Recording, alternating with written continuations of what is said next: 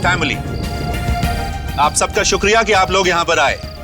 वैसे मुझे अपनी तारीफ करने की आदत नहीं है, पर आप सब लोग जानते हैं कि मैंने अपने जमाने में कई हिट फिल्में दी हैं और एक सुपरस्टार भी रहा हूं। और आज मुझे गर्व होता है अनाउंस करते हुए कि मैं अपनी पहली film as a producer style मारो स्टाइल से लॉन्च करने जा रहा हूं,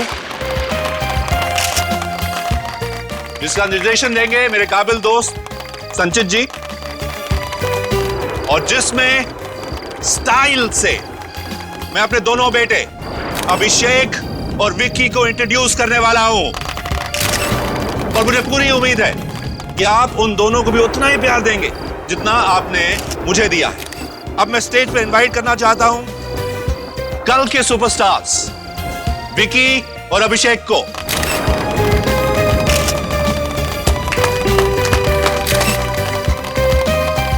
अभिषेक,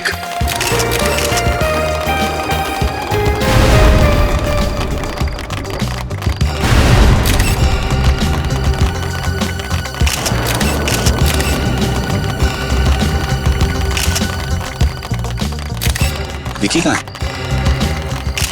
सर यही होंगे, मैं देखता हूँ। यही होगा, तुम्हें कहा था ना आज कुछ गड़बड़ नहीं होनी चाहिए, कहा था। विकी कहाँ है? विकी पता नहीं रहा, अभी तक तो यहीं था। बड़ी मुझे नहीं पता, मैं इतने देर से मीडिया के सामने बक कर रहा हूँ, तो यहाँ खड़े मत हो, जाओ ढूंढो उसे। Go. Dad relax. Don't tell me to relax, जाओ। गो। लेडीज एंड जेंटलमैन, मुझे यह लगता है कि विक्की और अभिषेक को इंट्रोड्यूस करने से पहले इस फिल्म के बारे में दो शब्द अगर इस फिल्म के डायरेक्टर संचित जी कहें तो।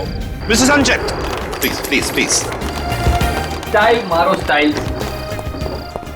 सर आप चिंता मत कीजिए सर, मैं कहा था गड़बड़ नहीं, कहा था कि नहीं मैंने। सर मैं ढूंढता हूँ, यहीं आसपास ही कहीं होंगे।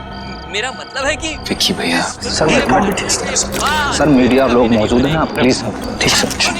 देखिए आप शांत रहने की कोशिश कीजिए। ना फटवाइए। अरे विक्की भैया कहाँ हो आप? फोन उठाओ यार। कहाँ हो विक्की भैया? आज ना जरूर डांट खाओगे पापा से। अरे घंटी की आवाज तो यहाँ से आ रही है, वो तो भैया की रिंगटोन है, लेकिन भैया फोन क्यों नहीं उठा रहे? ये रिंगटोन तो बढ़ती ही जा रही है।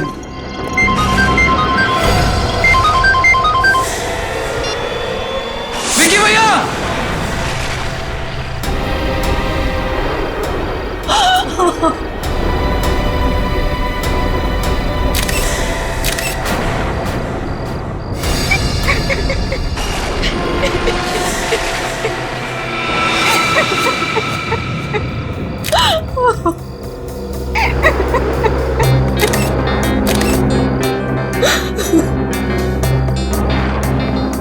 देसी कट्टा है।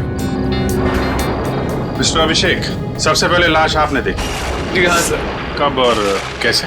मैं विक्की भैया को ढूंढने कॉरिडोर में आ रहा था और उस वक्त कॉरिडोर में आपने किसी और को भी देखा था? जी नहीं सर, जब मैं यहाँ आया तो विक्की भैया का खून हो चुका था। खून? तुम्हें ऐसा क्यों लगता है कि इनका खून किया गया है? हो सकता है इन्होंने आत्महत्या की हो। ये कट्टा इनके हाथ में ही था। नहीं कर सकते सर। सर मैं विक्की भैया को बहुत अच्छे से जानता था, वो आत्महत्या नहीं कर सकते। नहीं, आत्महत्या तो नहीं है ये खून है। अगर आदमी आत्महत्या करेगा तो वो कनपट्टी भी गोली चलाएगा या ज्यादा से ज्यादा इस एरिया में। इसकी छाती पे गोली लगी है यहाँ। ऐसे अपने आप को गोली मारना मुश्किल है। ये खून है। बहुत अच्छे। अरे यार अभिजीत, मेरा काम अगर तुम लोग करने लगोगे तो मुझे तो छुट्टी लेकर के आश्रम जाना पड़ेगा ना।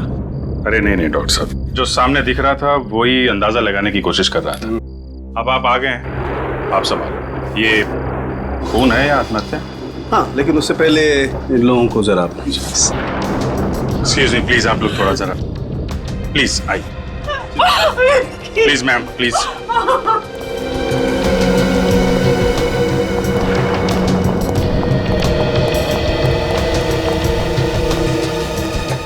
मिस्टर मुकुल, विक्की की किसी से कोई दुश्मनी थी क्या? नहीं, उसकी उसकी तो किसी से भी दुश्मनी नहीं थी। क्या बात है? कोई परेशानी थी उसको, किसी बात की कोई तकलीफ हो? सब देखो अभिषेक, अगर तुम्हें कुछ मालूम है तो प्लीज छुपाने से कोई फायदा नहीं है।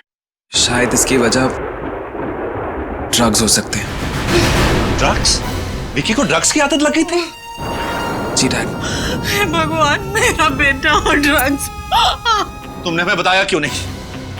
पापा, अभिषेक, अगर तुमको मालूम था तो तुम्हें अपने भाई को रोकना चाहिए था। कम से कम अपने माता पिता को बताना चाहिए था। मैंने विकी भैया को रोका था, मैंने उनसे बात भी की थी। उन्होंने मुझे कहा कि तू टेंशन मत ले, मैं इस आदत का अधीन नहीं हूँ, बस ड्रग्स के नशे का अनुभव करना चाहता हूँ। यूफोरिया। ड्रग्स के नशे का अनुभव? जी सर, और विकी भैया ने मुझसे वादा किया था कि वो कभी जिंदगी में भी ड्रग्स को हाथ नहीं लगाएंगे। सर, सालुम के सर ने अपनी जांच पूरी कर ली है, अंदर बुला रहे हैं आपको।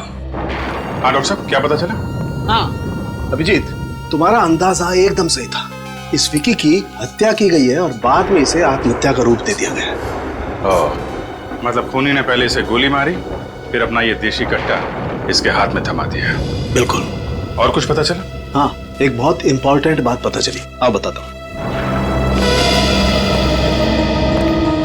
ये देखो, जहां इसे गोली लगी है उस घाव के आसपास की चमड़ी जरा भी नहीं जली है। सर इसका मतलब? इसका मतलब ये है कि जब आदमी खुद को गोली मारता है तो बहुत नजदीक से गोली मारता है, इसलिए उसकी चमड़ी जल जाती है गोली की गर्मी की वजह से। मतलब गोली दूर से चली है? बिल्कुल।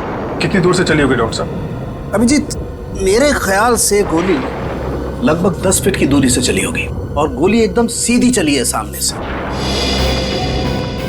10 फीट से? मतलब खूनी यहीं कहीं छुप के इसका इंतजार कर रहा होगा और जैसे ही विक्की आया गोली मार दी। मुझे इसके हाउस में मिलो अभी। किससे बात कर रहा है? अभिषेक, अभिषेक तुम क्या कह रहे थे फोन पे? मेरी तो कुछ भी समझ में नहीं आया। क्या सच में विकी का खून? हाँ, विकी भैया का खून हो गया। नहीं, ऐसा नहीं हो सकता। विकी का... बस करो यार ये ड्रामा करना।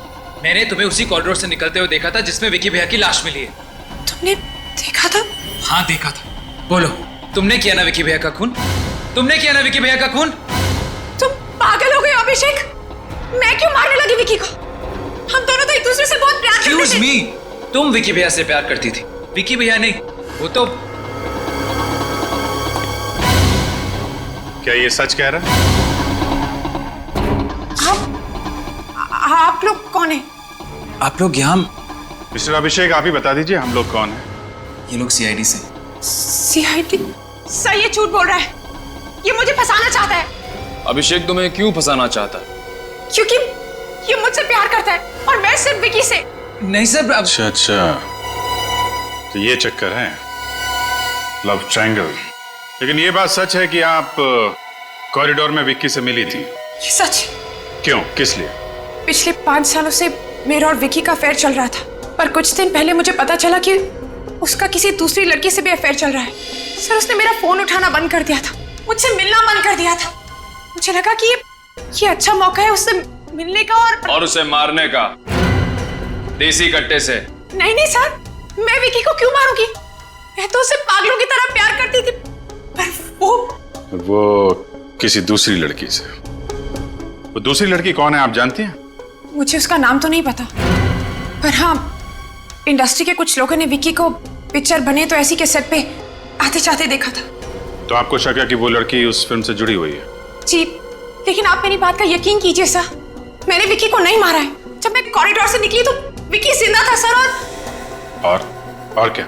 सर जब मैं कॉरिडोर से बाहर निकल रही थी तो मैंने एक आदमी को अंदर आते हुए देखा था। कौन था वो आदमी?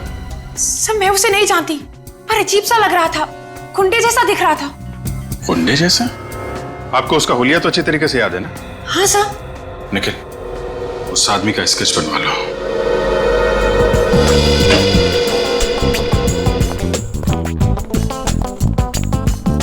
एक्सक्यूज मी सर, बार 12 बजे के बाद खुलेगा। पता है, हम यहाँ पे फिल्म स्टार मुकुल के बेटे विक्की की मौत के सिलसिले में कुछ पूछताछ करने आए हैं। हाँ सर, देखा मैंने टीवी पर, बहुत बुरा हुआ। मिस्टर विक्की इसी पब में पीने आते थे ना? हाँ सर, लेकिन आप लोग ये सवाल क्यों पूछ रहे हैं? आप लोग कौन है? सीआईडी। सीआईडी? और वो यहाँ पे अपने एक दोस्त के साथ पीने आते थे। हाँ सर, वो अभी भी यहीं है। अभी भी यहीं पे? हाँ सर। कहाँ है वो रहा सर। उसका नाम रॉनी है सर। विक्की की मौत के गम में रात भर पीते रहा, घर जाने की हालत में नहीं था, यहीं सो गए। अच्छा, चलो जगाओ इसको जरा। उठ उठ।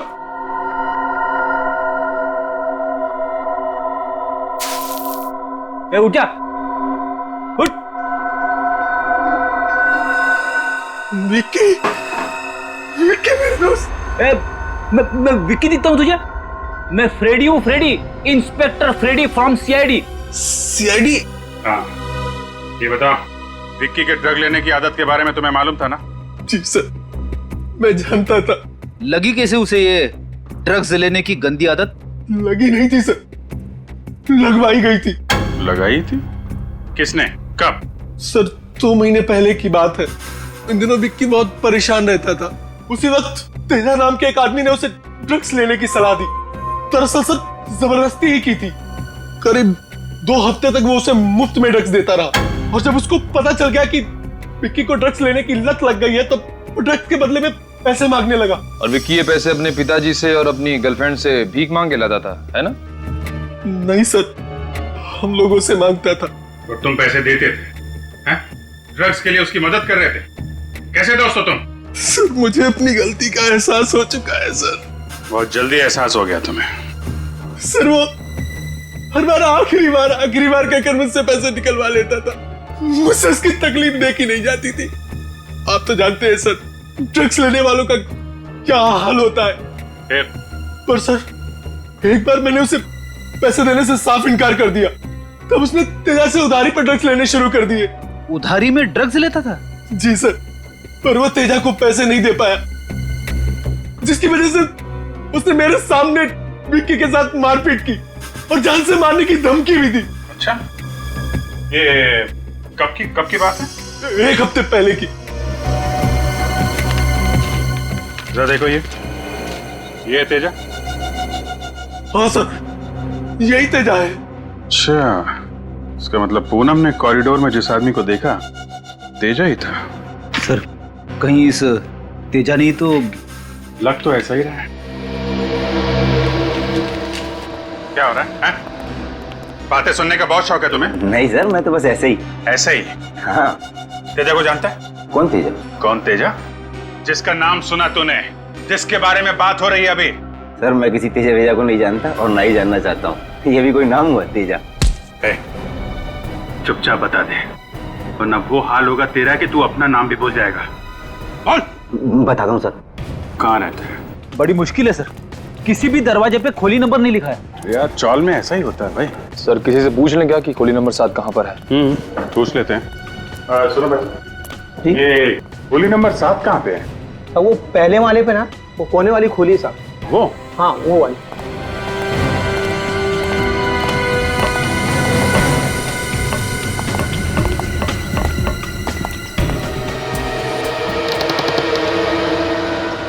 तो खोला है।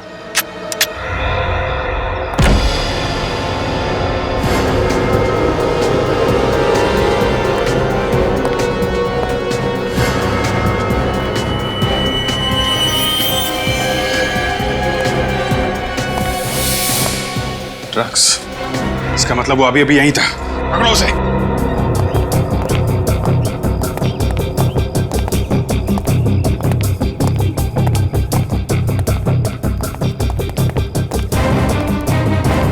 चारों तरफ देखो। हाँ?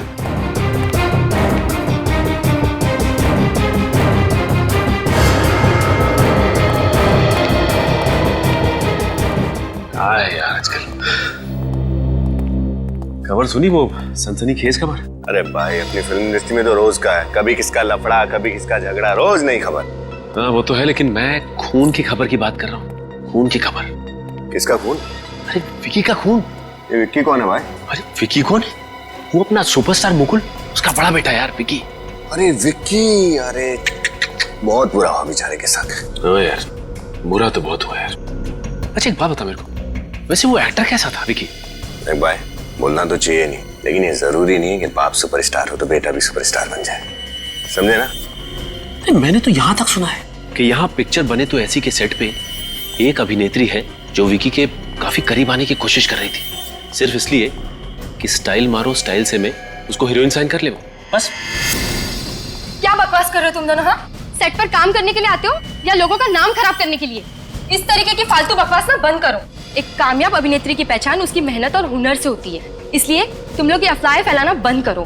तुम जैसे लोगों की वजह से ना इंडस्ट्री का नाम खराब हो रखा है। माफ कीजिए, लेकिन आप इतना परेशान क्यों हो रही? कहीं वो अभिनेत्री आप ही तो नहीं? जबान संभाल कर अपनी हद में रहकर बात करो, वरना तुम दोनों को ना प्रोडक्शन मैनेजर को बोलकर दोनों को इस सेट से ना धक्के मारकर बाहर निकाल दूंगी। अरे नहीं नहीं नहीं मैडम, आप ऐसा नहीं कर सकती, क्योंकि ऐसा करने की जरूरत नहीं पड़ेगी आपको, क्योंकि हम सीआईडी से। सीआईडी?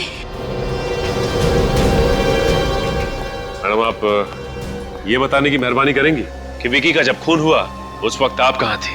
आप लोग ये मुझसे क्यों पूछ रहे? कहीं आप लोगों को ये तो नहीं लग रहा कि विकी को मैंने मारा है? इसका मतलब आप वही अभिनेत्री हैं? हाँ।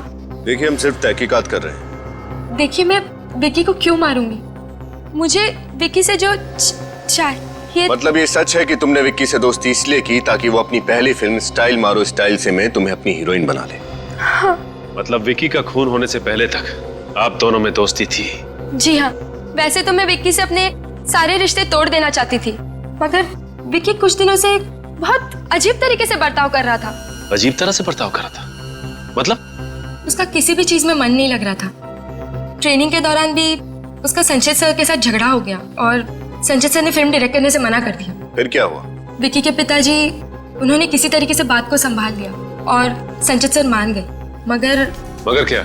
संचित सर ये बात जान चुके थे कि 70% फिल्म खत्म होने के बाद विक्की उनको निकाल कर खुद फिल्म डायरेक्ट करना चाहता था, इसीलिए शायद संचित सर।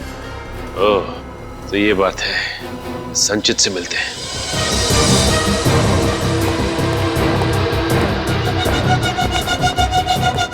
तेजा। हाँ बोल। विक्की को जानते हो? कौन विक्की? कौन विक्की? उसका खून कर दिया और पूछ रहा है कौन विक्की? छोड़ मुझे, नहीं तो यही काट दूंगा तुझे। मुझे गाड़ेगा? छोड़ दो मुझे। अब बोल, विक्की का खून क्यों किया तुमने? मैंने विक्की का खून नहीं किया। नहीं किया? तूने उसे मारा पीटा ना? हाँ, मैंने उसे मारा पीटा था, पर जान से मारने की धमकी भी दी थी। हाँ, वो इसलिए कि वो मेरे 2 लाख रुपए वापस नहीं कर रहा था। और जब उसने तुझे पैसे वापस नहीं किए तब तूने उसे मार दिया? हाँ? मैं मानता हूँ कि मैंने उसे 2 लाख के ड्रग्स उधार दिए थे, पर उसने मेरे 2 लाख रुपए वापस कर दिए थे। भला फिर मैं उसे क्यों मारूंगा? 2 लाख रुपए वापस कर दिए थे? जी सर। सर, ये रॉनी ने जब विक्की को पैसे देने से मना किया था तो विक्की के पास ये 2 लाख रुपए आए कहाँ से इसे लौटाने के लिए? ये बात तो है। पैसे कहाँ हैं? पैसे मेरे घर में, कबर्ड में। कबर्ड में? जी, उन बंडल्स पे बैंक की मोहर भी लगी हुई है। बैंक की मोहर लगी हुई है? फिर तो हम लोग पता कर सकते हैं विक्की के पास ये पैसे आए कहाँ से। अच्छा, आप ये बता सकते हैं कि आपको किसने बताया कि ये फिल्म 70% कंप्लीट होने के बाद विक्की आपको फिल्म से निकालकर खुद निर्देशक बन जाएगा? तो आप लोगों को सब कुछ पता चल चुका है? हाँ, सब कुछ। तो क्या इसीलिए तुमने विक्की का खून कर दिया? नहीं, देखिए, मैं मानता हूं कि मुझे विक्की के प्लान के बारे में सब कुछ पता था, लेकिन मेरा यकीन कीजिए, मैंने विक्की का खून नहीं किया है। अगर मुझे विक्की से बदला लेना होता तो मेरे पास और भी बहुत सारे रास्ते थे। मैं एसोसिएशन जाकर आवाज उठा सकता था। अच्छा, तो तुम्हारे हिसाब से और कौन है जो विक्की का खून कर सकता है?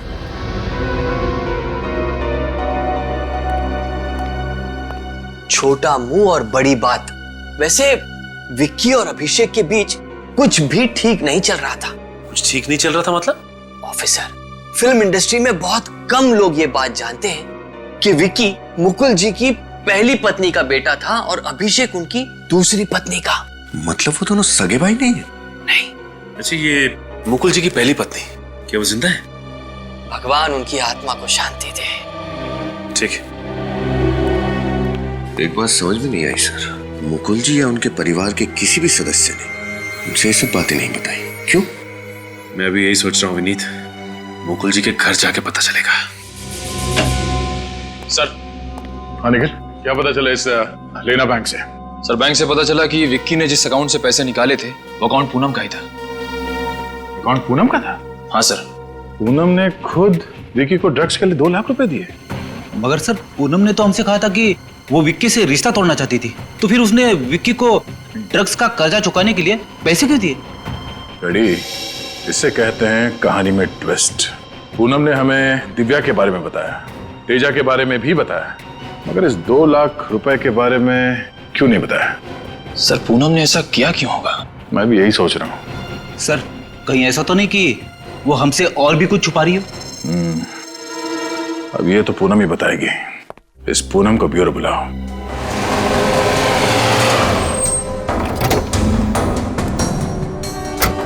चलो देखते हैं।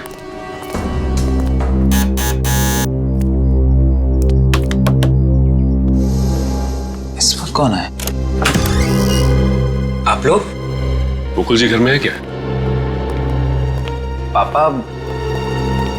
पापा तो किसी जरूरी काम से बाहर गए। कोई बात नहीं, फिलहाल हम तुमसे ही मिल लेते हैं। जी, आप कुछ पूछने आए या फिर?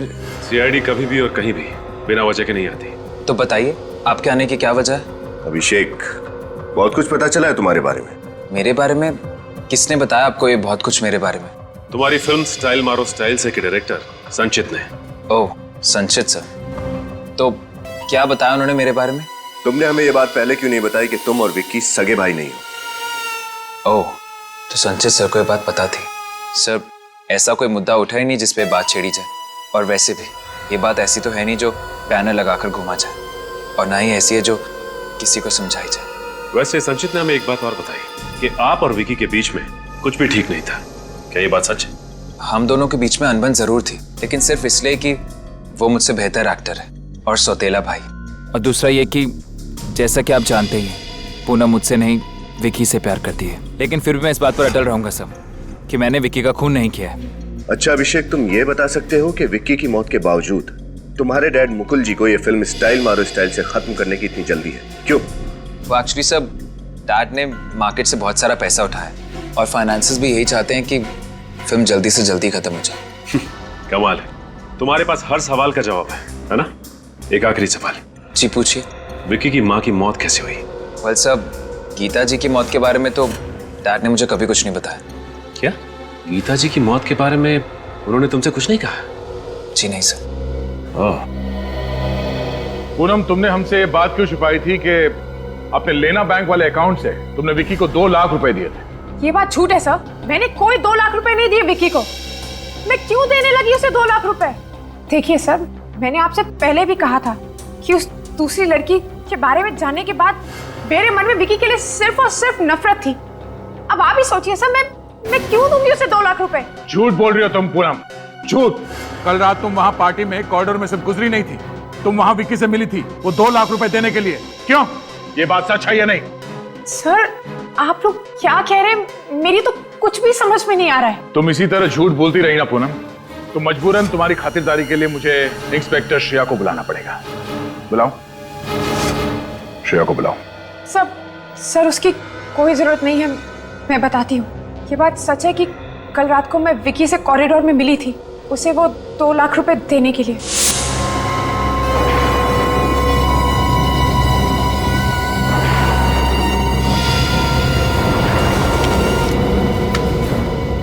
ये लो 2 लाख रुपए।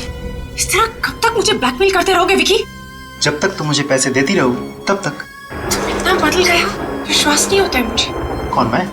हाँ तुम। पहले तो मेरे साथ प्यार का झूठा नाटक किया और फिर मेरे होते हुए उस दूसरी लड़की के साथ अफेयर किया तुमने। तुमने क्या किया? जो प्राइवेट फोटोज मेरे पास पड़े हैं। इनफ विक्की, वो फोटोग्राफ्स तब के हैं जब मैं तुम्हें जानती भी नहीं थी, और कब तक उन फोटोग्राफ्स को लेकर इस तरह मुझे ब्लैकमेल करते रहोगे तुम? कब तक? कहाँ है वो फोटोग्राफ्स? मुझे वो फोटोग्राफ्स अभी चाहिए। देखो विक्की, मैं तुम्हारे हाथ जोड़ती हूँ विक्की, प्लीज। बस तुम घर जाओ, कल सुबह तक वो फोटोज मैं पहुंचा दूंगा। अगर कल सुबह तक वो फोटोग्राफ्स मुझे नहीं मिले ना विक्की तो मैं। हाँ मैं पहुंचा दूंगा।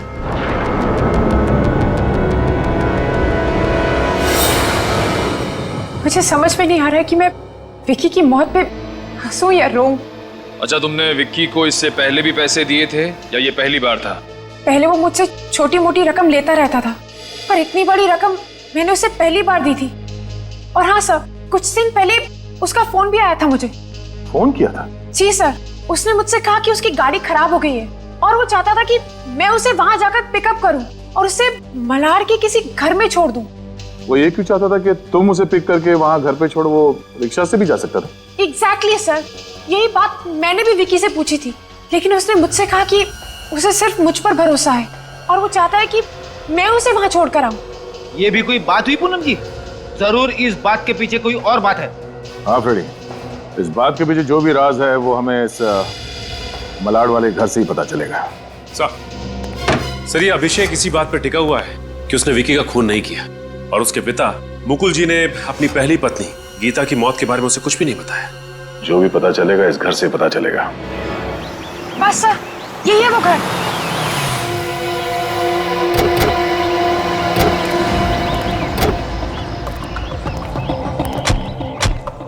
यहाँ पे तुमने विकी को छोड़ा था? हाँ सर, यही है वो जगह जहाँ मैंने विकी को छोड़ा था। जगह तो काफी सुनसान है। यहाँ विकी क्या करने आया होगा? सर मुझे तो कुछ ठीक नहीं लग रहा है। चलो देखते हैं, आइए आप हमारे साथ। जी सर।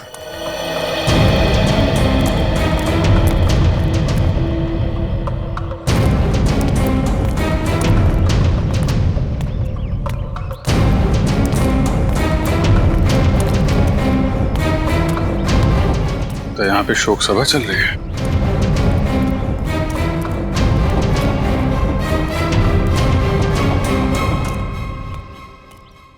भाई साहब, यहाँ पे किसी की मौत हो गई है क्या?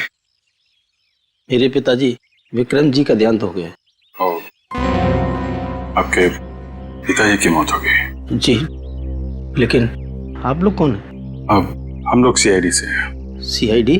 हाँ, क्या करते थे आपके पिताजी? जी, वो पुलिस इंस्पेक्टर थे। Police inspector? जी, मगर वो पुलिस डिपार्टमेंट से रिटायर हो गए थे सर। अच्छा, कैसे मौत हुई उनकी? कल रात को सर उन्हें दिल का दौरा पड़ा और वो चल बसे सर। कोई परेशानी थी क्या उनको? हाँ सर, किसी बात को लेकर परेशान जरूर थे। मैंने उन्हें पूछने की कोशिश भी की मगर उन्होंने कभी बताया नहीं कुछ। अच्छा, कुछ दिन पहले यहाँ पे कोई विक्की नाम का लड़का आया था क्या विक्रम जी से मिलने? विक्की? नहीं सर, नाम से तो नहीं जानता, मगर 2 दिन पहले एक लड़का जरूर मिलने आया था उनसे। शायद सर वही विक्की होगा। क्या बात कर रहे थे, आपको कुछ मालूम है?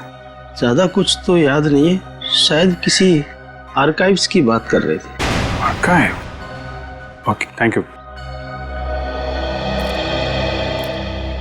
सर, विक्की को एक रिटायर पुलिस इंस्पेक्टर से क्या काम हो सकता है?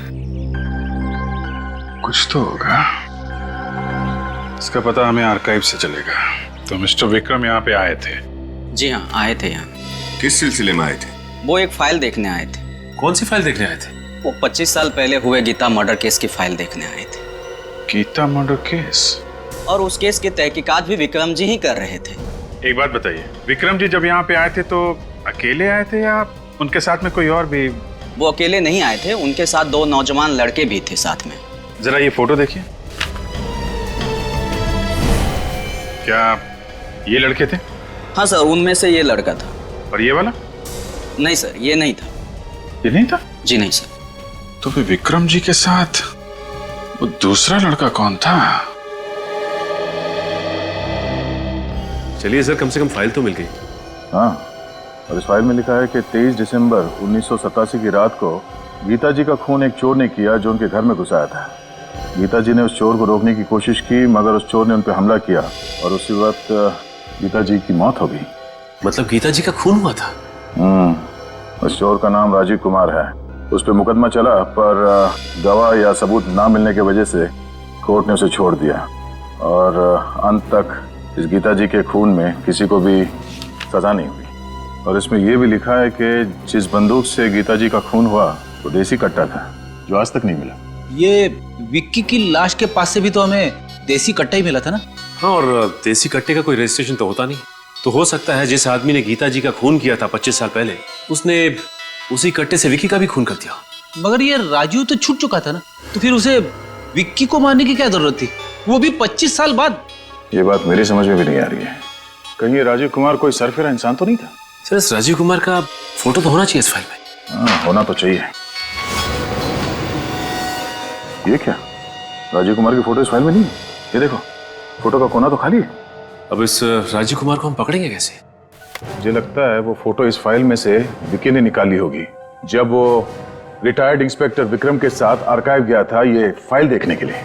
मगर सर विक्की को 25 साल के बाद अपनी मरी हुई माँ के केस में इतनी दिलचस्पी क्यों होने लगी और उसने इस राजीव कुमार का फोटो क्यों गायब किया होगा?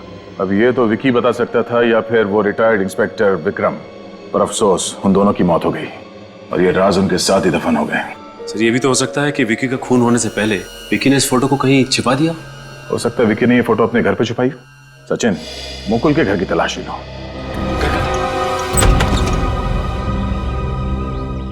आप? जी हाँ हाँ मुकुल जी, अच्छा हुआ कि आपसे फिर से मुलाकात हो गई।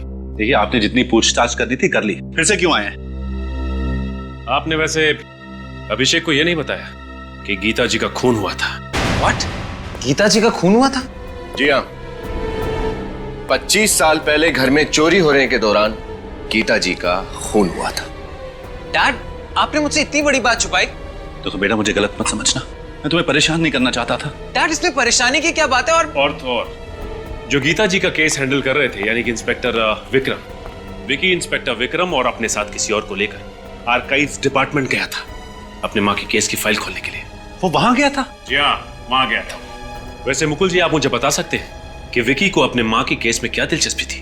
वो भी 25 सालों के बाद। इस बात पर रोशनी डालेंगे आप? क्यों? मेरे तो खुद समझ में नहीं आ रहा कि विकी ऐसा क्यों करेगा। इतना ही नहीं, उस फाइल से एक फोटो भी गायब है जो शायद विक्की ने यहीं इस घर में छिपा के रखा है। हमें आपके घर की तलाशी लेनी होगी। विनीत, तुम ऊपर देखो। Yes sir.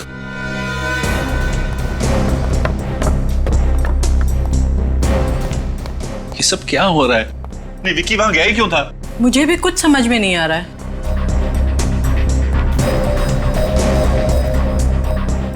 देखिए, आपको यहां कुछ नहीं मिलेगा। मैंने कहा ना, हमें अपना काम करने दीजिए।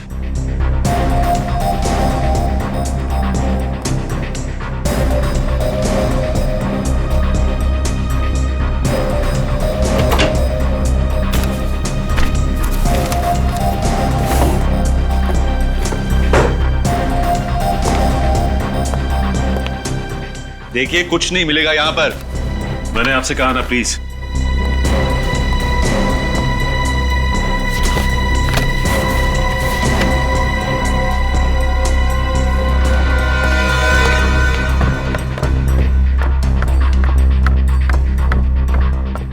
क्या हुई? नहीं फोटो मिली? नहीं सर, फोटो तो यहाँ भी नहीं है। मैंने कहा था ना आपसे। फिर कहीं विक्की ने फोटो कहीं और तो नहीं छिपा रखी? सब शायद वो फोटो विकी ने रोनी को दियो। रोनी कौन? ये विकी का दोस्त ना? Right sir. तब तो तुम्हारे पास उसका नंबर भी होगा। जी सर। सब नंबर लगाओ सर। सर। अभिषेक नहीं, मैं सीआईडी से इंस्पेक्टर सचिन बोल रहा हूँ। अच्छा ये बताओ कि विकी ने तुम्हें क्या कोई फोटो दी थी संभाल के रखने के लिए? ये बात है। अच्छा ठीक है, तुम इस वक्त कहाँ हो? ठीक है, हम लोग अभी पहुंचते हैं। क्या हुआ सर? विनीत, ये रोनी वही दूसरा लड़का है जो आर्काइव डिपार्टमेंट गया था। तो विक्की ने रोनी को ये बताया कि वो लोग वहां क्यों जा रहे थे? ये तो नहीं बताया, लेकिन विकी ने रोनी को एक एनवलप दिया था संभाल के रखने के लिए। रोनी से मिलना पड़ेगा अब।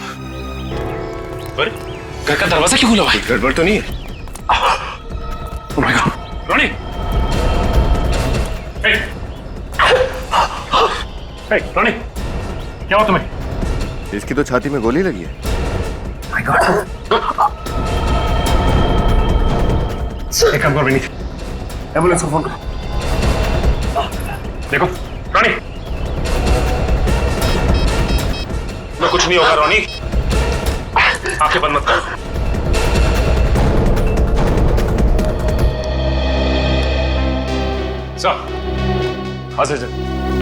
इस रोनी से कुछ पता चला? नहीं सर, रोनी के यहाँ पहुंचने से पहले किसी ने रोनी को... क्या? रोनी भी मारा गया? नहीं सर, अब रोनी पे किसी ने गोली तो चलाई थी, लेकिन हम लोग सही वक्त पे पहुंच गए और उसे हॉस्पिटल पहुंचा दिया। बच तो जाएगा ना? हाँ सर, विनीत हॉस्पिटल में ही। डॉक्टर का कहना है कि गोली दिल के काफी पास लगी। अगर दिल पे गोली लग जाती तो क्या उसने बताया कि उस पर गोली किसने चलाई? नहीं फ्रेडी, वो इस हाल में नहीं है कि कुछ बता सके। अच्छा, उसके बाद से ये राजीव कुमार की फोटो मिली? सर वो फोटो विकी ने संभाल के रखने के लिए दी थी उसे लिफाफे में, लेकिन मुझे लगता है कि जिसने रॉनी पे गोली चलाई वो आदमी वो लिफाफा साथ लेके चला गया। अब क्या करें सर? इस राजू का पता कैसे लगा? बहुत जल्द पता चल जाएगा फ्रेडी। गीता मर्डर केस की फाइल हमने हाईकोर्ट से मंगवाई है। सर सर मैं हाईकोर्ट से गीता मर्डर केस फाइल की कॉपी लाया। इसी का तो इंतजार था। देखे तो ये राजीव कुमार दिखता कैसे है। ये राजीव कुमार है? वाह,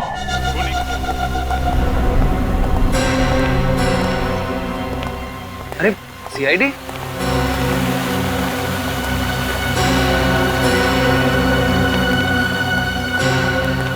ये लोग यहाँ क्यों आए?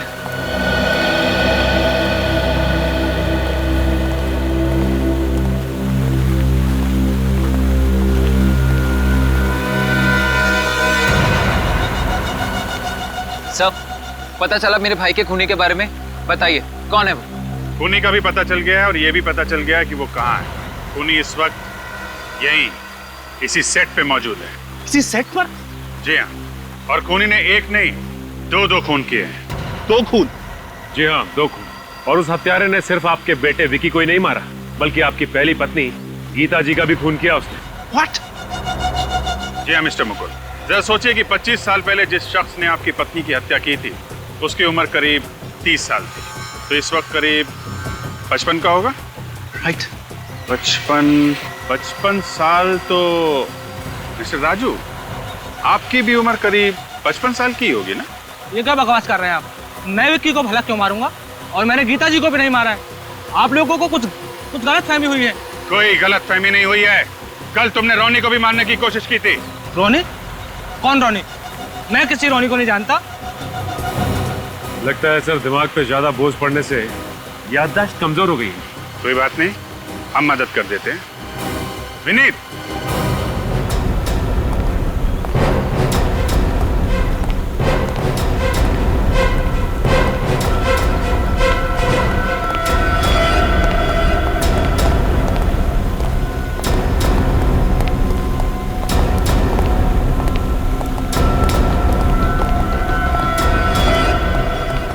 क्यों मिस्टर राजू, नहीं पहचाना आपने? रोनी, तुमने तो राजू जी को पहचाना कि नहीं? हाँ सर, यही आए थे कल रात को मेरे घर पे, वो लिफाफा लेने के लिए जो विक्की ने मुझे दिया था संभाल कर रखने के लिए। ये मुकुल अंकल के मैनेजर हैं, इसीलिए मैंने इन पे भरोसा करके लिफाफा इन्हें दे दिया। शर्म नहीं आती तुम्हें झूठ बोलते हुए? चुप रहो, बोले तो इसे। क्या हुआ था फिर? लिफाफा इन्होंने अपनी जेब में रख लिया और फिर जेब से पिस्तौल निकाली और उनसे गोली चलाई। ये इतनी देर से बकवास किए जा रहा है और आप लोग इसकी बकवास सुने जा रहे हैं, और इस बकवास की सजा ये अभिषेक भुगतेगा।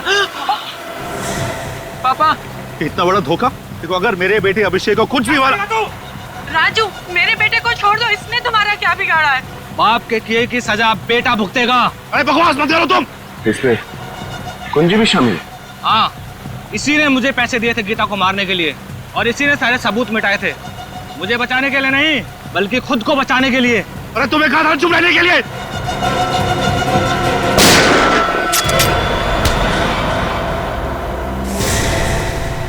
मिस्टर मुकुल, आपका खेल खत्म हो गया। बोलो। मैंने गीता से सिर्फ पैसों के लिए शादी की थी। विकी के पैदा होने के बाद हमारे झगड़े बढ़ गए। गीता ने मुझे तलाक देने की धमकी भी दी। मैं डर गया था। उस टाइम मैं सुपरस्टार मुकुल नहीं बल्कि एक आम आदमी था। मैं नहीं चाहता था कि वापस सड़कों की खाक जानूं, इसलिए पैसों की लालच में आके मैंने इसे गीता को मारने के लिए पैसे दिए और एक गैर कानूनी तमंचा भी दिया, ताकि पुलिस रिकॉर्ड्स में उस हथियार का कोई रिकॉर्ड ना मिले। और फिर प्लान के मुताबिक एक रात जब घर पे कोई नहीं था, उसने अपना काम कर दिया।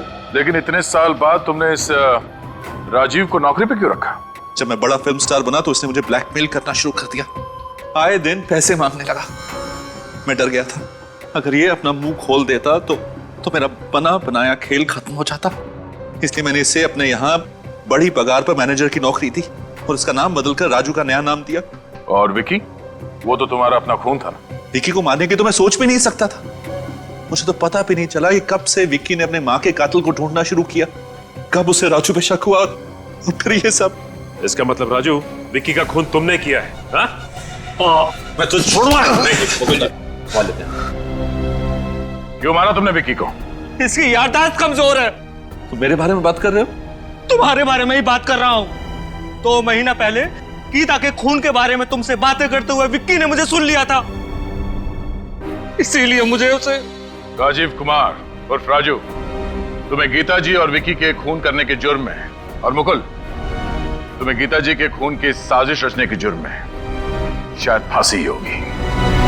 गोपी, गोपी, गोपी,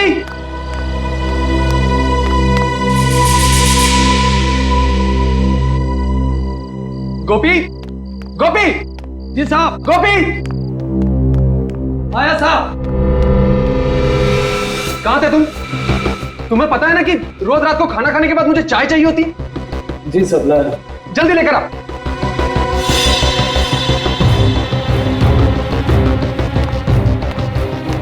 कभी कभी तुम्हें क्या हो जाता है दीपक? तुम्हें पता है ना कि गुस्सा करते हुए तुम बिल्कुल अच्छे नहीं लगते।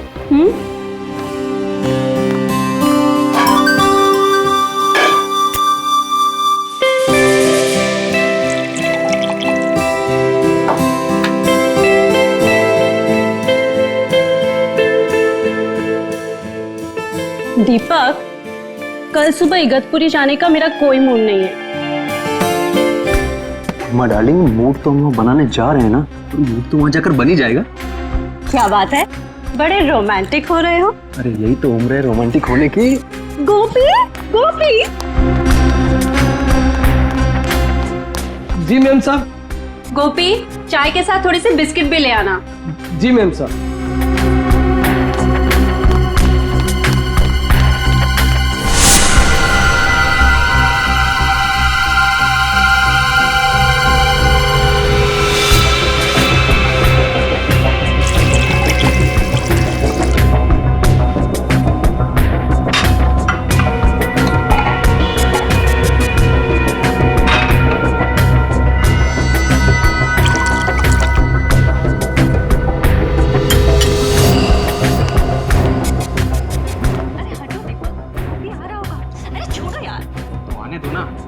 शादी की है मैंने तुमसे, कोई भगा के थोड़ी लाया हूं।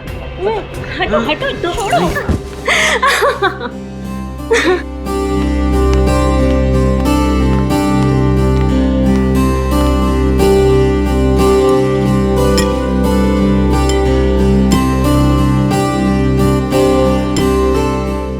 गोपी, तुम्हारी इलायची वाली चाय का तो कोई जवाब ही नहीं, और तुम्हारी जैसी चाय ना दुनिया में कोई नहीं बना सकता।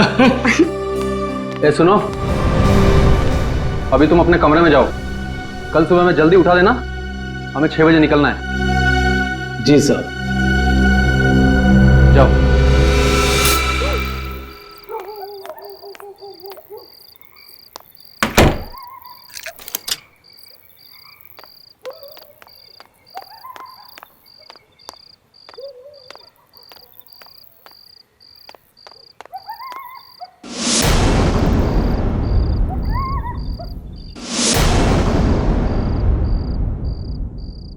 दीपक, हेमा, दीपक, दीपक, दीपक रेडी? नहीं साहब, अभी तक तो वो लोग सो रहे हैं। क्या? हमें 6 बजे बुला के खुद सो रहे हैं? दीपक, दीपक, क्या हुआ? कुछ जलने की बू आ रही है ना? मुझे भी आ रही है। तब आओ देखते। दीपक,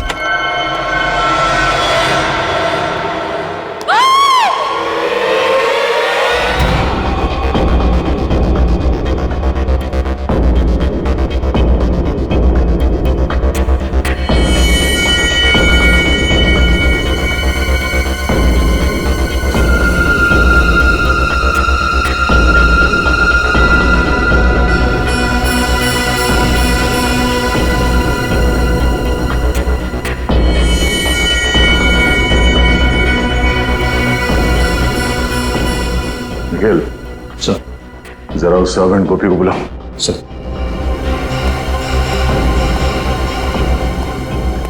गोपी, इधर आओ।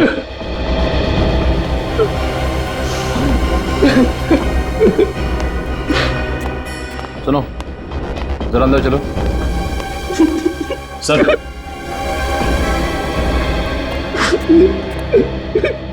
गोपी, कल रात जब यहाँ पे आग लगी तब तुम कहाँ थे? सर, अपने कमरे में सो रहा था। तुम सो रहे थे? तुम्हारे साहब और मेम साहब यहाँ पे चीख रहे थे, चिल्ला रहे थे और तुम खर्राटे मार रहे थे। ऐसी कौन सी नींद है तुम्हारी जो इनके चीखने पे या आग के धुएं से नहीं खुली? अरे नहीं सर, हमारा कमरा वहाँ नीचे है ना, वहाँ धुआं नहीं पहुंचा, इसलिए। मगर चीखे तो पहुंची होंगी ना? कान में रुई डाल के सो रहे थे क्या? अरे नहीं सर, चीखे नहीं सुनाई थी। नहीं भाग के ना अपने साहब को बचाता ना, वो तो थोड़ी सी पीली।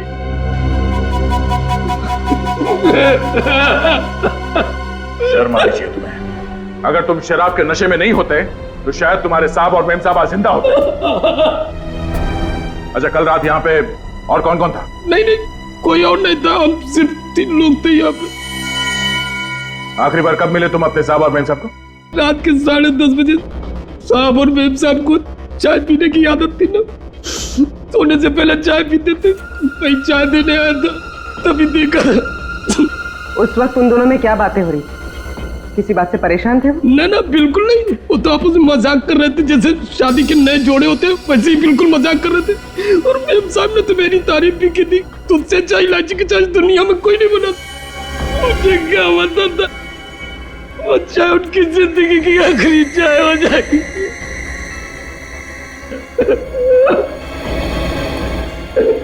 कमाल है, इस कमरे में आग लगी पर पलंग और गद्दे के अलावा यहाँ पे और कुछ नहीं जला। पर सर, जब दीपक और रीमा आग में जल रहे थे वो चुपचाप सोते रहे। वो चीखे क्यों नहीं, चिल्लाए क्यों नहीं, यहाँ से भागे क्यों नहीं? पर कहीं ऐसा तो नहीं कि पहले दोनों को मार के बेड पे सुला दिया और बाद में आग लगा दी? अब ये तो डॉक्टर सालों के ही बताएंगे कि मार के सुलाया है या सुला के मारा है।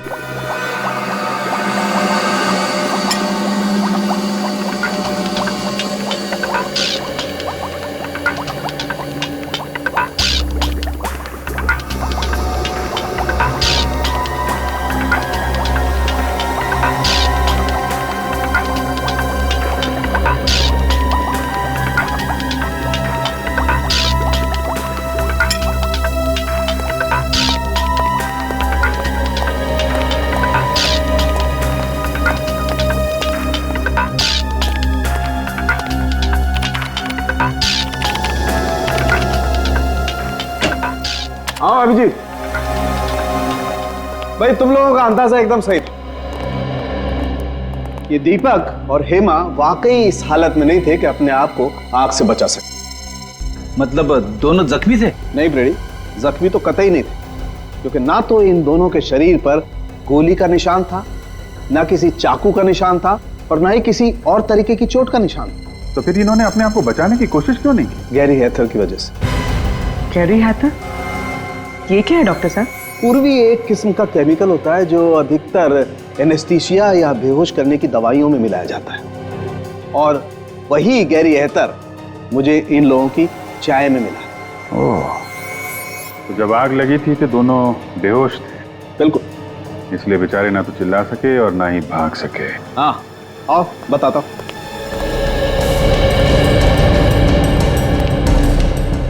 ये देखो, टेबल लैंप के इस वायर को शॉर्ट किया गया। अब जैसे ही ये टेबल लैंप जला होगा, ये वायर धीरे धीरे गर्म होना शुरू हुआ होगा, और इतना गर्म हो गया होगा कि इसमें स्पार्क हुआ होगा, और उस स्पार्क की वजह से आग लग गई होगी। ओह, तो आग इससे लगी? ये तो तुम लोग पता करो।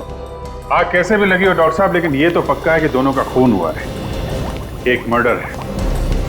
खूनी को मालूम था कि दोनों रात में सोने से पहले चाय पीते, इसलिए चाय में उसने बेहोशी की दवा मिला दी और दोनों को बेहोश कर दिया। कुछ देर के बाद शॉर्ट सर्किट हुआ और आग लग गई। सर, घर का नौकर गोपी कह रहा था कि रात को 10:30 बजे चाय देने के बाद वो अपने कमरे में सोने चला गया था। रात को मेन गेट उसी ने बंद किया और फिर सुबह उसी ने खोला। सर, तो कहीं ये सब गोपी ने तो नहीं किया? हो सकता है। मुझे लग रहा है कि ये काम अकेले गोपी के बस का नहीं है, कोई और भी है जो इसके साथ मिला हुआ है। पहले एक काम करते हैं, दीपक और हेमा इनकी पूरी डिटेल्स निकालते हैं। जी हाँ, वो सारी डिटेल्स मुझे जल्दी से जल्दी चाहिए। Thank you sir. ये रही दीपक की जन्म कुंडली। Very good. पिछले 6 महीनों में उस पर 2 बार हमला हो चुका है, पर किस्मत से वो दोनों बार बच निकला। और दोनों बार जब इस पे हमला हुआ तो ये मीटिंग के लिए अकेला जा रहा था। सर, अगर ये कोई बिजनेस से रिलेटेड दुश्मनी होती फिर तो उसे दीपक के पार्टनर मनीष को भी अपना निशाना बनाना चाहिए, सिर्फ दीपक ही क्यों? वही तो हैरानी की बात है सर। ये दीपक और मनीष हमेशा साथ साथ जाते थे मीटिंग करने के लिए, पर जिन 2 दिनों में दीपक पे हमला हुआ, 7 मार्च और 14 मई को, तब मनीष उसके साथ नहीं था। मनीष कैसे साथ होता? दीपक की मौत से सबसे ज्यादा फायदा होगा मनीष को, और दीपक के घर बिना रोक टोक कौन आ जा सकता है? मनीष। दीपक सोने से पहले चाय पीता था, यह बात किसको मालूम होगी? गोपी और मनीष को। सर, दीपक मेरा बिजनेस पार्टनर ही नहीं बल्कि मेरा दोस्त था। दोस्त नहीं बल्कि मेरे भाई जैसा था। अगर दीपक तुम्हें इतना ही प्यारा था तो उसका खून क्यों करवाया तुमने? क्या कह रहे हैं? मैं दीपक को क्यों मरवाऊंगा? 7 मार्च और 14 मई को जब दीपक मीटिंग्स के लिए जा रहा था, तब उस पे जानलेवा हमले हुए थे या नहीं? जी हुए थे। और दीपक के साथ तुम हर मीटिंग में जाया करते थे। जी। तो फिर इन 2 मीटिंग्स में तुम दीपक के साथ क्यों नहीं गए? शायद मेरी किस्मत अच्छी रही। तुम्हारी किस्मत अच्छी नहीं थी, बल्कि ये दोनों हमले तुम्हें करवाए। लेकिन सर, मैं ऐसा क्यों करवाऊंगा? क्योंकि दीपक के मरने से सबसे ज्यादा फायदा तुम्हें होने वाला। ये सारा बिजनेस तुम्हें मिल जाता, तुम इसके अकेले मालिक बन जाते। वो तो दीपक नहीं मरता तब भी मैं मालिक बन जाता। क्या मतलब? देखिए, दीपक इस बिजनेस से परेशान हो चुका था और उसने ये बिजनेस छोड़ने का फैसला कर लिया था। क्यों? आइए मेरे साथ।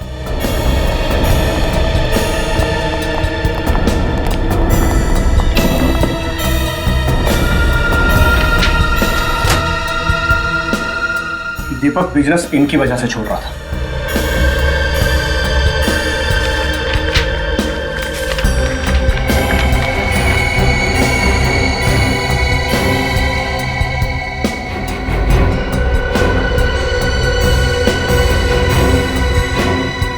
ये तो धमकी भरी चिट्ठियां हैं। ये चिट्ठियां कौन भेजता था? पता नहीं सर, है कोई गुंडा जो हर महीने हमसे 5 लाख रुपए मांगता था और कहता था अगर पैसे नहीं दोगे तो 5 लाख टुकड़े कर दूंगा। तुमने पुलिस में रिपोर्ट नहीं लिखवाई? नहीं सर, दीपक इन चीजों की परवाह नहीं करता था और वो इस दादागिरी के सख्त खिलाफ था, और मुझे भी वो पैसे देने से मना करता था। ये चिट्ठियां आती कैसे थी? कभी गाड़ी के कांच पर लगी हुई मिलती थी तो कभी ऑफिस के दरवाजे के नीचे मिलती थी। अरे साहब, आप लोग ये क्या कह रहे हैं? साहब की चाय में बेहोशी की दवा क्यों मिलाऊंगा आखिर मैं? ताकि दीपक और हेमा सोते रहे, कमरे में लगी आग से वो खुद को बचा ना पाए। इतनी घिनौनी हरकत तुम सपने में भी नहीं कर सकते। और साहब के साथ नमक हरामी करने से पहले हम अपनी जान न दे देते। समझ क्या रखे आप लोग? देख, ये सब बातें किताबों में अच्छी लगती हैं, और सच तो ये है थोड़े से पैसे के चक्कर में तेरा ईमान टकमका गया। तूने अपने साहब और मेरे साहब की जान ले ली, समझा? अरे झूठे साहब, ये झूठे। किसने दिए थे तुम्हें पैसे ये सब करने के लिए? बताओ। किसी ने नहीं दिए सब। तो फिर तुमने चाय में वो नशे की दवाई क्यों मिलाई? हाँ, लैम्प के साथ छेड़खानी क्यों की तुमने? बोलो, शॉर्ट सर्किट क्यों किया? उस लैम्प को मैं क्या छूंगा? मैं कैसे छेड़खानी कर सकता हूँ उसको? मुझे तो वो बाथरूम का जो पानी गर्म करने वाला होता वो भी चलाना नहीं आता, तो इसको क्या छूंगा सर? इस घर में सिर्फ 3 लोग रहते, दीपक, हेमा और तुम, जिनमें से 2 मर चुके, तो बचे सिर्फ तुम। नहीं, कल एक आदमी और आया था, उसने लैब के साथ छेड़खानी की होगी, उसने छुआ होगा। कौन आया था? वो बिजली वाली दुकान में जो होता है ना, क्या कहते हैं? इलेक्ट्रिशियन वाला। हाँ, इलेक्ट्रिशियन। कितने बजे आया था? 7, 7:30 बजे। किस लिए आया था? वो बोला था कि हाँ, साहब के कमरे का एसी ठीक करना। अच्छा, तुमने बुलाया था उसे? नहीं, मैंने नहीं बुलाया था। तो फिर किसने बुलाया? साहब ने बुलाया होगा। तुमने उसे यहाँ से बाहर जाते हुए देखा? नहीं साहब, वो उस समय तुम्हें किचन में था, कब चला गया पता ही नहीं चला। इसका मतलब सर वो इसी घर में कहीं छुपा हुआ था। हाँ, और उसी ने मौका मिलते चाय में नशीली दवाई मिलाई और स्लैम का शॉर्ट सर्किट कर दिया। मिल गया। 59 गीता मार्ग बलवंत नगर। हाँ सर, इस एड्रेस पर कल हमारा इलेक्ट्रिशियन गोपाल गया था सर। गोपाल को बुलाओ। मगर आज तो वो काम पर आया नहीं सर। तो फोन करके जल्दी बुलाओ उसे, जरूरी बात करनी है। सर मैं सुबह से कई बार ट्राई कर चुका हूँ, लेकिन उसका फोन स्विच ऑफ आ रहा है। लगता है उस बेचारे की तबीयत ठीक नहीं है। बेचारा?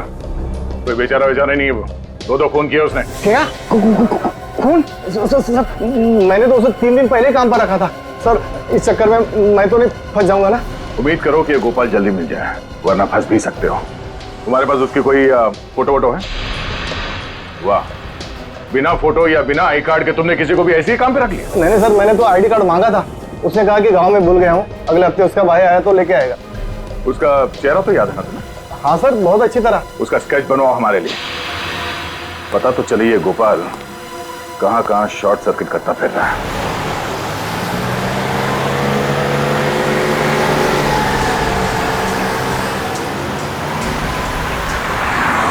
सर उस इलेक्ट्रिशियन ने बहुत लंबी चौड़ी प्लानिंग की दीपक और हेमा को मारने।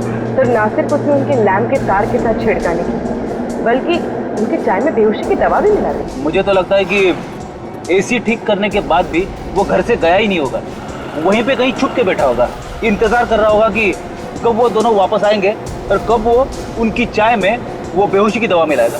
पर यह बात तो सिर्फ दीपक का नौकर गोपी ही जानता था कि उन दोनों को रात में चाय पीने की आदत है। सर मुझे तो लगता है ये गोपी भी इस जुर्म में शामिल है, क्योंकि सर बिना किसी अंदर वाले की मदद के ये गुनाह कर पाना थोड़ा मुश्किल लगता है सर। गुनाह किसी अंदर वाले ने किया है या किसी बाहर वाले की मदद से किया गया है, ये तो स्केच की पहचान होने के बाद ही पता चलेगा। हाँ श्रेया, अच्छा उस इलेक्ट्रिशियन का स्केच है हमारे क्रिमिनल रिकॉर्ड में? क्या नाम है उसका? ओके ठीक। हाँ बोलो। अच्छा ठीक। सर वो इलेक्ट्रिशियन गोपाल एक तनुज नाम का पुराना मंझा हुआ अपराधी। तनुज? और वो धमकी भरे खत, उसका कुछ पता चला? हाँ सर, उन पे लगे हुए इंग्लिश के निशान बताते कि वो रंगा नाम के मुजरिम थे। सर इस रंगा का भी पुराना रिकॉर्ड है, बिल्डर्स बिजनेसमैन वगैरह को धमका के पैसे मिले। तब ये तनुज रंगा के लिए काम कर रहा है। और सर रंगा ने शायद उन दोनों को इसीलिए मरवा दिया क्योंकि दीपक ने उसे पैसे देने से इनकार कर दिया। लेकिन सर हम इस रंगा तक पहुंचेंगे कैसे, क्योंकि हमारे पास इसका कुछ अता पता भी नहीं है। निखिल, चूहे को बिल से बाहर निकालने का सबसे अच्छा तरीका क्या है जानते हो? क्या है सर? चूहे के बिल के बाहर रोटी का टुकड़ा फेंको और आराम से बैठ के तमाशा देखो। इस रंगा नाम के चूहे को बाहर निकालने के लिए रोटी खिलाएगा मनीष, दीपक का पार्टनर मनीष।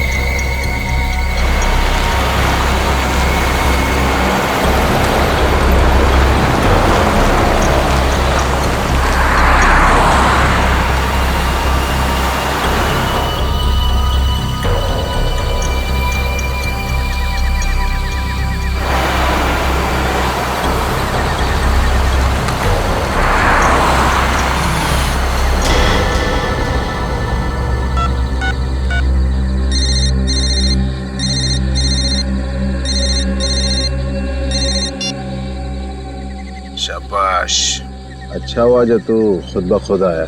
तेरे सिर पे रंगा का हाथ है, अब तेरा कोई बाल भी बाका नहीं कर सकता। पूरे पैसे लाया ना?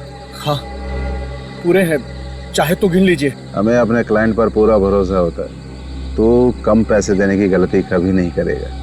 अच्छा एक काम कर, बाहर निकल, ब्रीफ केस सड़क पे छोड़ और जा। ठीक है।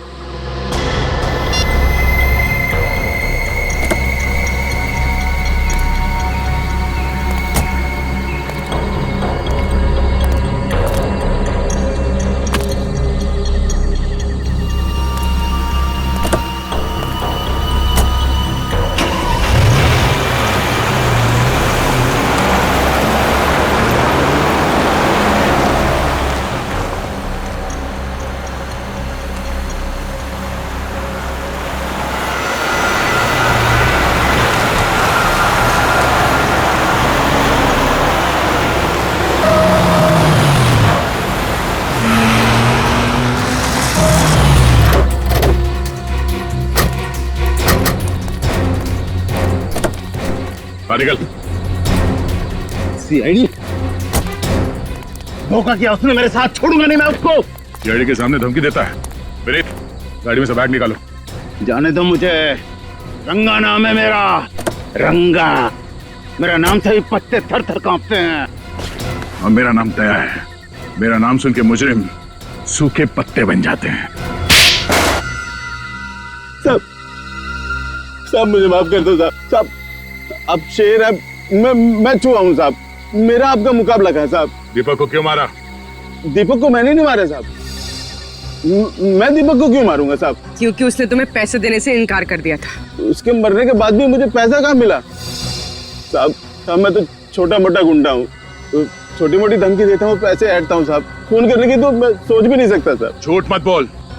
तू जानता था कि दीपक को मारने से बाकी बिजनेस वालों के दिलों में तुम्हारे नाम का डर बैठ जाएगा, इसलिए तुमने अपने साथी तनुज को वहां भेजा इलेक्ट्रिशियन बना के। सोच समझ के लंबी चौड़ी प्लानिंग की थी तुमने खून करने की। क्यों? मगर साहब तनुज अब मेरे साथ काम नहीं करता। एक महीना हो गया उसे मेरी गैंग छोड़े हुए। तो फिर ये तनुज किसके साथ काम करता है? मुझे नहीं पता साहब। हाँ, वो कह रहा था कि वो अपनी खुद की गैंग बनाएगा साहब। कहीं इस दीपक की मौत के पीछे इस तनुज की गैंग का हाथ तो नहीं है?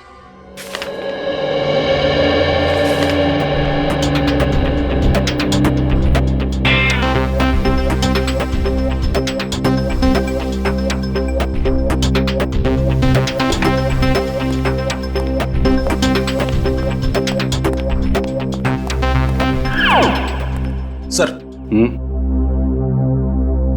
आपने कभी कबड्डी खेली है? कबड्डी? कबड्डी? हाँ, कॉलेज के दिनों में तो बहुतों को चित किया हमने। पर ये सवाल पूछ क्यों रहे हो? कुछ मैच वैच होने वाला है क्या?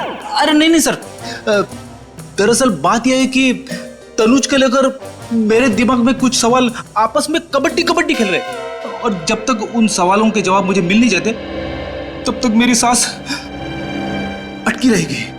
अच्छा, चलो बताओ, कौन से सवाल है जो तुम्हारे पेट में उछल कूद रहे हैं? पहला सवाल तो ये कि अगर तनुज रंगा की गैंग में है ही नहीं तो फिर उसने ये जुर्म क्यों किया? ना तो दीपक के घर से पैसे चोरी हुए और ना ही उसकी तनुज के साथ कोई पुरानी दुश्मनी थी। दुश्मनी तनुज की नहीं फ्रेडी, किसी और की थी। कोई तो है जिसे दीपक की मौत से बहुत बड़ा फायदा पहुंचने वाला है। उसने ये सब करवाया है। सर, एक अजीब सी बात पता चली। हाँ? क्या बात है? सब परसों हाईवे नंबर 47 पे एक एक्सीडेंट हुआ था किसी नरेश का। उसमें भी हस्बैंड और वाइफ दोनों जलकर मर गए थे। अच्छा, उनका इस केस से कुछ लेना देना है? हाँ सर, 4 बातें एक जैसी इन दोनों केसेस में। पहली, नरेश की भी दीपक की तरह नई नई शादी हुई थी। दूसरी, नरेश और उसकी वाइफ दोनों ने खुद को आग से बचाने की कोशिश नहीं की। और तीसरी बात सर, उन दोनों की बॉडी में से भी वही कैरी हैथर नाम का केमिकल पाया गया जो इंसान को बेहोश कर देता है। और चौथी बात? चौथी और सबसे अहम बात सर, नरेश भी दीपक की तरह अमीर सक्सेसफुल बिल्डर था। बिल्डर? हाँ। है कौन ये सिर्फ बिल्डर लोगों को ही निशाना बना रहा है? इस नरेश और उसकी बीवी की बॉडीज कहाँ हैं? सर, उन दोनों की बॉडीज पुलिस मॉर्ग रूम में है। एक काम करो, बॉडीज को फोरेंसिक लैब भिजवा दो। सर, नरेश कुमार, इनके घर वालों से भी मिलना पड़ेगा। हमारी तो कुछ भी समझ में नहीं आ रहा है साहब कि खूनी कौन होगा। मेरे बेटे की तो किसी से दुश्मनी भी नहीं थी साहब, किसी से दुश्मनी नहीं। और आपकी बहू प्रीति की? वो बेचारी तो यहाँ ज्यादा किसी को जानती तक नहीं थी, कनाडा में ही पली बड़ी थी। तो क्या उसने शादी के बाद यही रहने का मन बना लिया था? नहीं, बल्कि नरेश ने अपना बिजनेस छोड़ के प्रीति के साथ कनाडा जाके सेटल होने का प्लान बनाया था। यानी नरेश भी अपना बिजनेस छोड़ना चाहता था, बिल्कुल दीपक की तरह। अच्छा, ये नरेश अपना बिजनेस क्यों छोड़ना चाह रहा था? कुछ मालूम है आप लोगों को? वो हमसे बिजनेस की बातें शेयर नहीं किया करता था। तो क्या पिछले कुछ दिनों में वो परेशान था या उसे किसी तरह की धमकियां मिल रही थी? धमकियों का तो पता नहीं, लेकिन कुलभूषण की वजह से वो बहुत परेशान था। कुलभूषण की वजह से? ये कुलभूषण कौन है? वो एजेंट जो मेरे बेटे को कनाडा जाने के लिए वीजा का इंतजाम कर रहा था साहब, लाखों रुपए ऐंठ लिए उसने, लेकिन वीजा नहीं दिला पाया। ये वीजा ना दिलवा पाने पे क्या उसने आपके पैसे लौटाए? बिल्कुल नहीं, बल्कि धमकियां और देकर गया कि अगर आप दोनों सलामती चाहते तो पैसों को भूल जाओ। तो आप लोगों को पुलिस की मदद लेनी चाहिए थी ना? लेना तो चाहता था, पर डरता था कि कहीं बहू फंस न जाए। लेकिन आपकी बहू कैसे फंस सकती? क्योंकि प्रीति ने नरेश को कुलभूषण से मिलवाया था। आपकी बहू प्रीति ने? हाँ। तो क्या प्रीति कुलभूषण को पहले से जानती थी?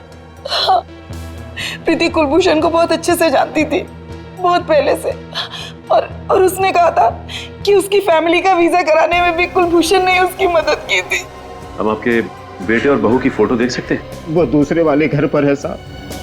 मेरे बेटे नरेश की मौत के बाद मेरा वहां पर मन नहीं लगता था साहब, इसलिए हम लोग यहाँ पर आ गए। लेकिन फिर भी साहब, मैं आज शाम तक आपको फोटो भिजवा देता हूँ। थैंक्स। लगता है हमें भी कनाडा का वीजा लेना पड़ेगा इस कुलभूषण से।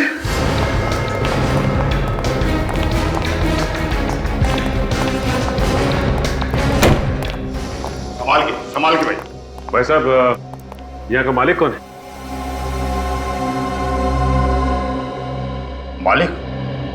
मालिक तो आपके सामने खड़ा है। तो आप हैं कुलभूषण? कुलभूषण मेरा किराएदार था जी, आज ही दुकान खाली करके चला गया। कुलभूषण चला गया? अरे चला क्या गया जी, मैंने उसे निकाल दिया। बहुत शिकायत थी उसके खिलाफ कि वो शराफत की आड़ में बहुत गैरकानूनी काम करता है। भाई साहब, ठीक तरह से निकालिए, कभी भी आ जाएगा, कहेगा मेरा फोटो खराब कर दिया। भाई साहब, ये बताइए कि आपके पास उसकी फोटो तो होगी ना? फोटो तो मेरे पास है, और मैं आपको क्यों दिखाऊं? क्यों? देखिए, हम लोग सीआईडी से, और हमें शक है कि कुलभूषण का हाथ दीपक नाम के बिल्डर के खून में भी। वो दीपक कुमार जो 2 दिन पहले अपने घर में जलकर मर गया था? जी हम उसी की बात कर रहे हैं। एक मिनट। ये वो एग्रीमेंट है जिससे दुकान को मैंने किराए पर दिया था, मैं उससे सिग्नेचर करवाने लाया था। उसका फोटो इसमें है, देखिए।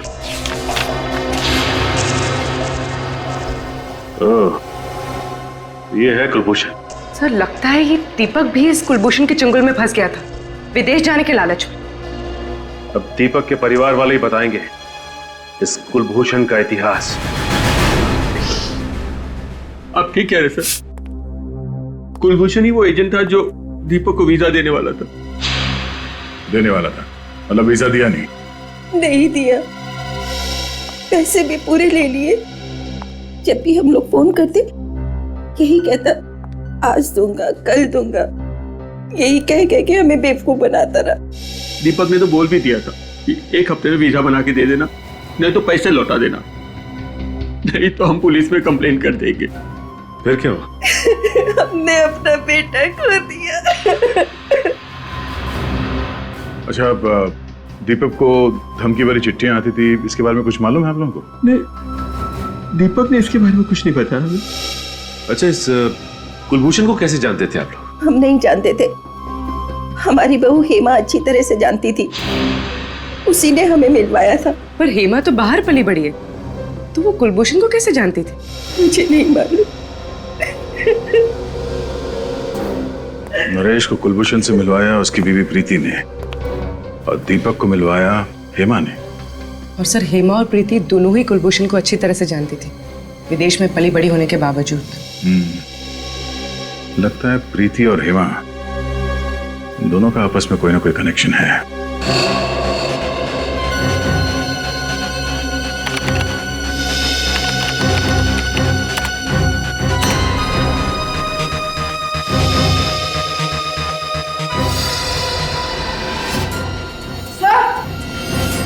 हाँ बोलो। सर, ये कुलभूषण नहीं है, इसका असली नाम रणदीप है। रणदीप? ओह, ये तो पुराना पापी है। इतने सारे केसेस है इसके ऊपर 420 के। हाँ सर, ज्यादातर घपले इसने लोगों को विदेश ले जाने का झांसा देकर किए हैं। अमेरिका, इंग्लैंड, कनाडा, ऑस्ट्रेलिया का परमानेंट वीजा दिलवाने का झूठा वादा करके ये लोगों से लाखों रुपए ऐंठता था। और इसके आखिरी दो शिकार थे दीपक और नरेश। मगर सर, इस रणदीप ने तो कई सारे लोगों को चुना लगाया होगा, तो फिर इसने दीपक और नरेश की जान क्यों ली? शायद उन दोनों को रणदीप की असलियत के बारे में पता चल गया होगा, इसलिए रणदीप ने तनुज की मदद से दोनों को रास्ते से हटा दिया। सर इसमें यह भी लिखा है कि ये रणदीप शादियां भी करवाता था, अमीर परिवारों के लड़कों के लिए एनआरआई बहुएं भी लाता था। अच्छा, एनआरआई शादियां? ये इस रणदीप की एक और तरकीब होगी लोगों को फंसाने की। सर, लगता है ये रणदीप उन्हीं लोगों को अपने जाल में फंसाता होगा जिन्हें या तो विदेश जाने का चस्का है या फिर विदेश में रहने वाले भारतीय लोगों से शादी करने का। मगर हेमा इस रणदीप की इतनी तारीफ क्यों कर रही थी?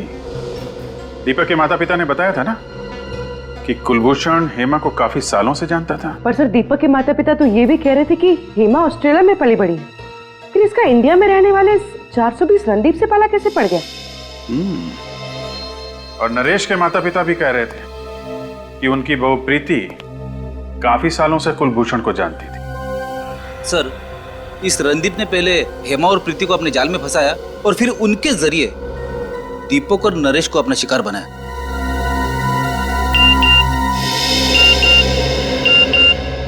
नरेश के पिता का एमएमएस, हमने उनसे प्रीति की फोटो मंगवाई थी ना, शायद वही होगा। हाँ सर, ये प्रीति है। सर ये तो हेमा है। ये इसका मतलब हेमा और प्रीति दोनों एक ही हैं। ये क्या चक्कर है?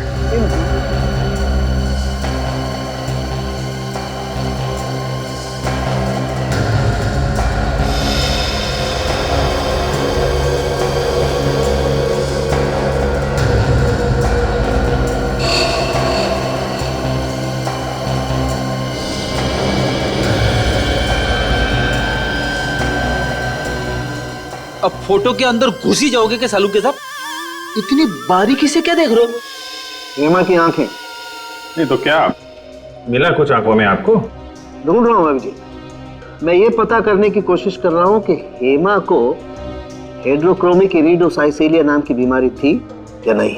हेड्रोक्रोमिक इरिडोसाइसिलिया, ये क्या होता है डॉक्टर साहब? बच्चे, एक आंखों की ऐसी बीमारी होती है जिसका अगर वक्त पर इलाज न किया जाए तो आंखों की रोशनी जाती रहती है।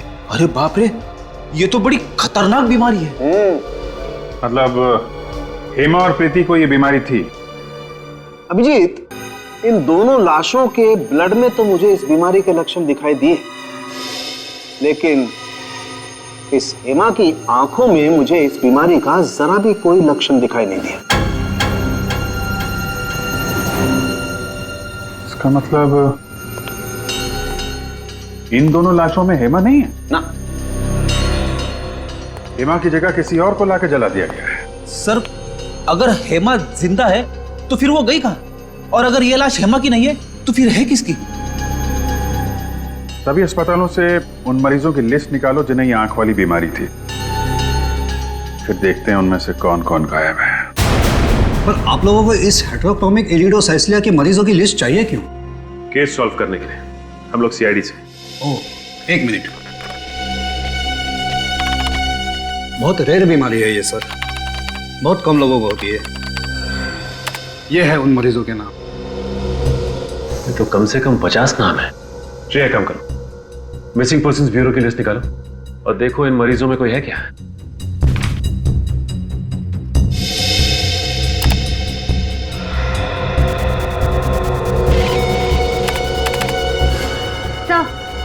सर, आभा का नाम है इसमें। सर, गौरी का भी है। एक की उम्र 24 साल, दूसरे की 26। ये देखो, दोनों की हाइट 5 फुट 3 इंच, बिल्कुल हेमा के जितनी। और इन्हें दूर से देखकर कोई कह नहीं सकता कि ये हेमा नहीं है। सर, मतलब हेमा की जगह इन दोनों की लाश रखी गई। लाश? जी हाँ, लाश। हमें शक है कि आभा और गौरी, इन दोनों का खून हो गया है। ये तो बहुत बुरा हुआ सर। भगवान इन दो मासूम बच्चियों के साथ ऐसा कैसे कर सकता है? ये दोनों तो अपना इलाज कराने के लिए विदेश भी जाने वाली थी। विदेश जाने वाले थे? अब बात समझ में आई।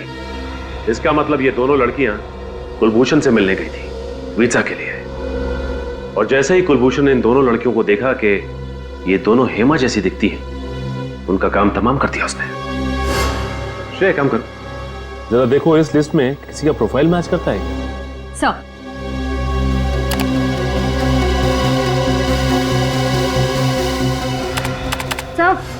सर है, ये पूनम इसकी प्रोफाइल हेमा के प्रोफाइल से मैच करती है। तो इसका मतलब पूनम की जान भी खतरे में है। सर ये रहा बंगला नंबर 23। सर पूनम यही रहती है।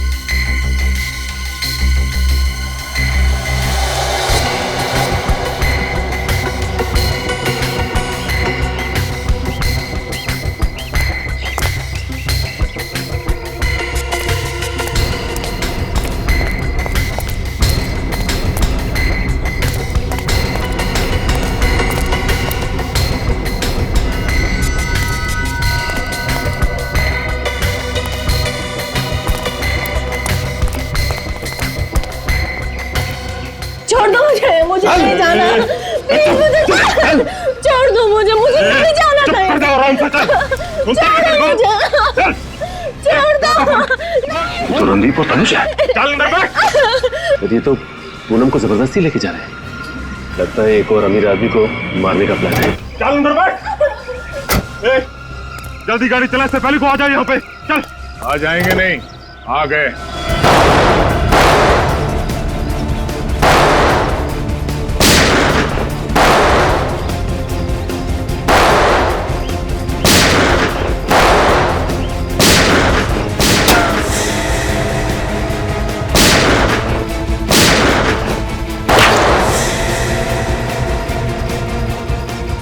विनीत, कवर करो मुझे। Yes sir.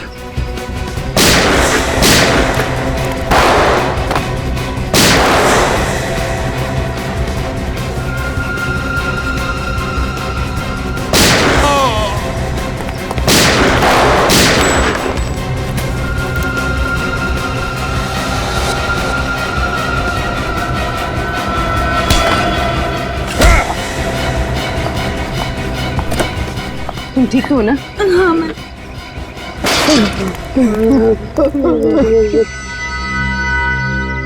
मेरी भतीजी वो चुन चुन कर अमीर लोगों को फंसा कर शादी करते और मैं उन्हें वीजा का लालच देकर लाखों रुपए ऐंठ लेता था। और जब तुम लोगों को महसूस हुआ कि ये मुर्गी और सोने के अंडे नहीं देगी, तो तुम लोगों ने दो दो खून कर दिए, एक लड़के का और उन मासूम बेचारी लड़कियों का जिन्हें आंखों की बीमारी है। हाँ? ये सब रणदीप का प्लान था। मैं तो सिर्फ सुपारी लेकर खून करता हूँ। तुम्हारा अगला शिकार कौन है? और किसका करने वाला है? गौरव कौन? मशहूर बिजनेसमैन गौरव विक्रांत। वो इस वक्त हेमा से शादी कर रहा है। कहाँ है ये शादी? ये शादी कहाँ है?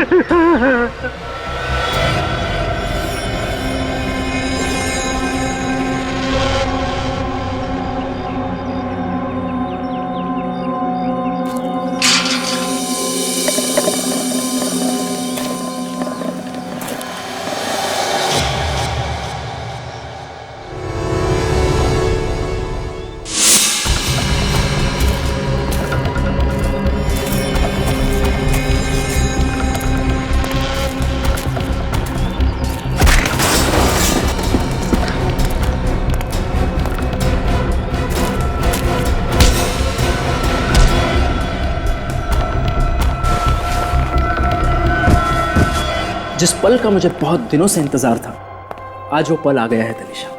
तुम्हें पता है, तुमसे शादी करना मेरी जिंदगी का सबसे अहम फैसला है। गलत। गलत? सबसे सही फैसला तो ब्राजील जाने का है ना गौरव?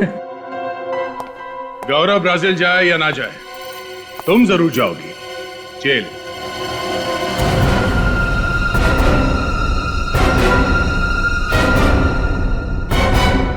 जेल? आप लोग मेरी बीवी को जेल में डालेंगे? सिर्फ जेल में ही नहीं डालेंगे, बल्कि आपकी बीवी को बड़े सम्मान के साथ फांसी के फंदे पर चढ़ाएंगे। तनिषा, ये सब लोग क्या कह रहे हैं? तनिषा नहीं, हेमा और प्रीति।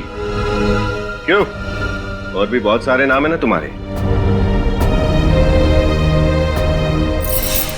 जाने दो मुझे, hey. वरना अगले 5 सेकंड में इस कबूतर का भेजा फर्श पे पड़ा होगा। तनिषा, ये क्या कर रही हो तुम?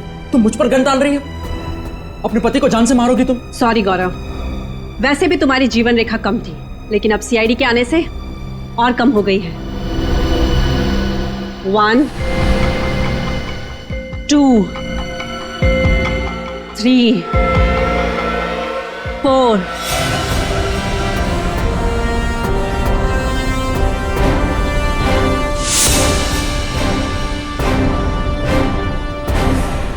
जाने दो मुझे। जाने दूं?